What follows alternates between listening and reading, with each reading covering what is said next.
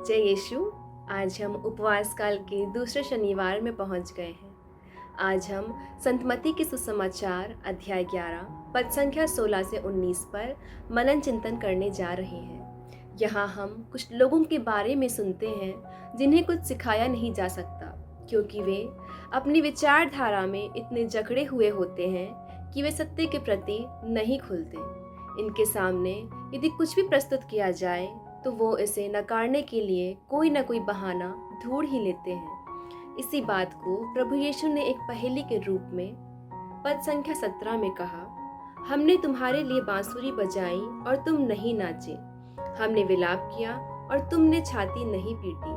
प्रभु यीशु हमें यहाँ उन लोगों के बारे में बता रहे हैं जो किसी न किसी तरह से दोष लगा ही देते हैं। जिस प्रकार से जब यूहन्ना बपतिस्ता आए तो लोगों ने कहा कि उन्हें अबदूत लगा है, जबकि यूहन्ना बपतिस्ता ने एक कठोर जीवन जिया, लोगों को पश्चाताप के लिए आमंत्रित किया।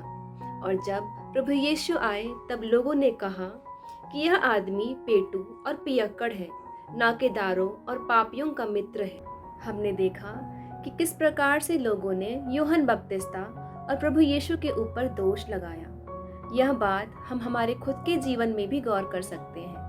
हम सुनने में चयनात्मक होते हैं, हम केवल वही सुनते हैं जो हम सुनना चाहते हैं, और जब हम वह नहीं सुनते जो हमें चाहिए तो न केवल हम ईश्वर के संदेश के प्रति अपने दिलों को बंद कर लेते हैं, बल्कि हम किनारे पर बैठकर उन लोगों पर दोष लगाते हैं जो प्रभु के संदेश का प्रचार कर रहे हैं। आइए हम सभी प्रभु ईश्वर से विनम्रता के लिए प्रार्थना करें, न केवल इस चालीसा काल के लिए बल्कि हमारे पूरे जीवन के लिए, क्योंकि विनम्रता ही हमारे दिलों को ईश्वर और उसकी मुक्ति की योजना के लिए खोल सकती है।